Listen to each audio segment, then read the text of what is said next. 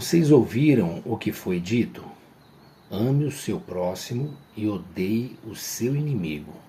Mas eu digo, ame os seus inimigos e orem por aqueles que os perseguem, para que vocês venham a ser filhos de seu Pai que está nos céus. Porque ele faz raiar sol sobre maus e bons, e derrama chuva sobre justos e injustos. Se vocês amarem aqueles que os amam, que recompensa vocês receberão? Até os publicanos fazem isso. E se saudarem apenas os seus irmãos, o que estarão fazendo demais? Até os pagãos fazem isso. Portanto, sejam perfeitos como perfeito é o Pai Celestial de vocês. Bom dia, meus irmãos. Saúde e paz a todos. Nós estamos no dia 1º de julho, estamos iniciando um novo ciclo de reflexões e de devocionais sobre o tema Deus se fez gente, a santidade como caminho humanizante. E estamos fazendo essa reflexão baseada no Evangelho de Jesus segundo escreveu Mateus. O texto que eu acabei de ler para você está no capítulo 5, do versículo 43 até o versículo 48. Me chama a atenção que nesse recorte ele fala de comportamentos diferentes, que teoricamente para alguns um é muito espiritual e o outro é mais secularizado. Por exemplo, ele fala sobre amar o inimigo, sobre orar pelo inimigo. E isso para muitos parece uma coisa extremamente espiritual. Mas ele também fala sobre saudar, sobre cumprimentar, sobre considerar, sobre integrar, incluir aquele que é diferente de você. E ele põe essas duas coisas na mesma balança, vamos dizer assim. Ele não distingue esse comportamento que teoricamente é mais religioso e espiritual, que é de perdoar o próximo, com um comportamento que seria mais social, de incluir, de não excluir alguém, portanto fazendo um cumprimento, que seria nos nossos dias de hoje, incluir alguém no seu círculo social ou não discriminar as pessoas. É interessante como essas duas coisas para Jesus estão num mesmo balaio, vamos dizer assim.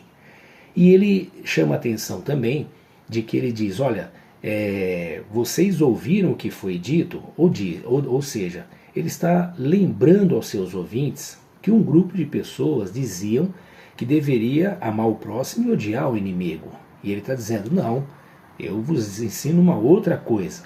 Ele está dizendo que alguém fazia uma leitura da Torá, da lei, de maneira equivocada.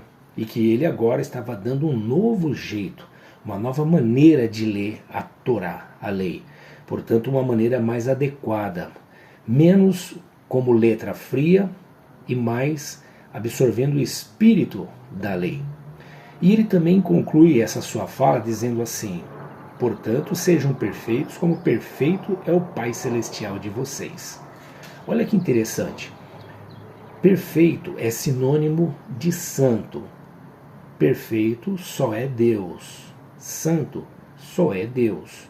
Então por que Jesus exige dos seus discípulos, portanto de nós, que sejamos santos? Porque santo, assim como santo é o nosso Pai. E ele associa essa perfeição, essa santidade com comportamento social, relacional, de convivência com as pessoas. Porque ele não distingue o espiritual do secular, do que acontece no dia a dia. Ele mostra que ser perfeito, ser santo, afeta nossa maneira de viver em sociedade, de tratar o próximo, nos relacionar com os inimigos, inclusive, e amar a Deus. Ele diz, portanto, que esse é o caminho do discípulo dele por ser filho de Deus. Mas se santo é só Deus, porque só Ele é perfeito, e nós não somos perfeitos, portanto somos pecadores, como Ele exige isso dos seus discípulos?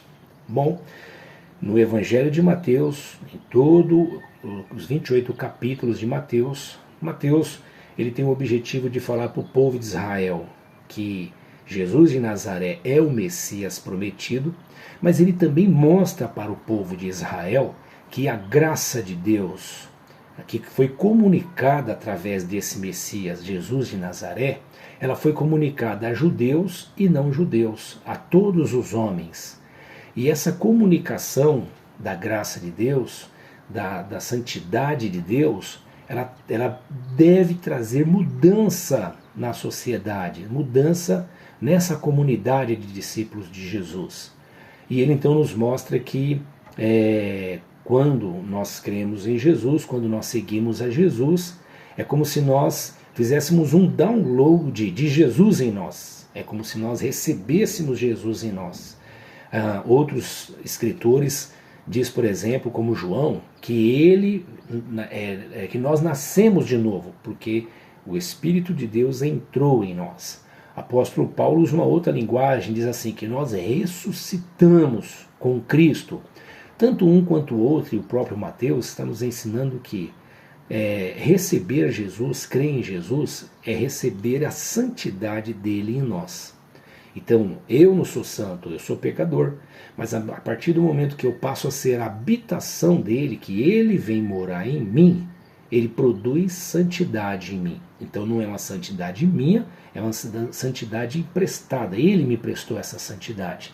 Mas finalmente ele me ensina que essa santidade, ela se transforma, ela se materializa através de gestos, comportamentos, atitudes. Bom, o próprio Senhor Jesus também em Mateus vai nos ensinar que cada árvore só produz o fruto da sua própria espécie. Para a gente entender isso nos nossos dias, um pé de abacate só dá abacate, não dá banana. Ele dá abacateiro, tem uma espécie, é uma espécie, e ele produz um fruto próprio da sua espécie. Bom, Jesus está nos ensinando que é próprio do homem que ainda não experimentou a fé em Deus, que ainda não recebeu Jesus como seu Salvador, o seu Messias, produzir um fruto próprio da sua espécie, que é a espécie do homem, é ser descendente de Adão, um humano deformado, uma caricatura daquele Adão antes da queda. Mas que em Jesus, o Adão perfeito, o homem perfeito, o humano perfeito, nós também podemos produzir um fruto que é do humano perfeito. Então a Bíblia chama esse fruto, ou esse relacionamento com Jesus, de santificação. O Jesus Santo vem morar em mim e produz em mim santificação. E essa santificação em mim, o testemunho dela, a materialização dela está no meu comportamento comigo mesmo, com o próximo, com Deus e com a criação. Isso nós chamamos de santificação. Quanto mais santo eu e você formos, mais humanos nós seremos, porque mais parecido com Jesus de Nazaré nós seremos. Jesus nos preparou a santificação, o caminho de santificação, como um caminho para nos humanizar, já que na queda Adão se desumanizou, virou uma caricatura do humano que Deus criou ele para ser. Mas em Jesus, nós novamente temos um modelo de humano perfeito que nós fomos chamados para ser. É sobre isso que nós estamos conversando esse mês. Amanhã eu converso um pouco mais com você sobre isso, mas abra o Evangelho de Mateus, de Jesus, segundo escreveu Mateus, leia ele, medite sobre isso e vamos juntos caminhar nesse caminho humanizante chamado santificação. Um dia de paz.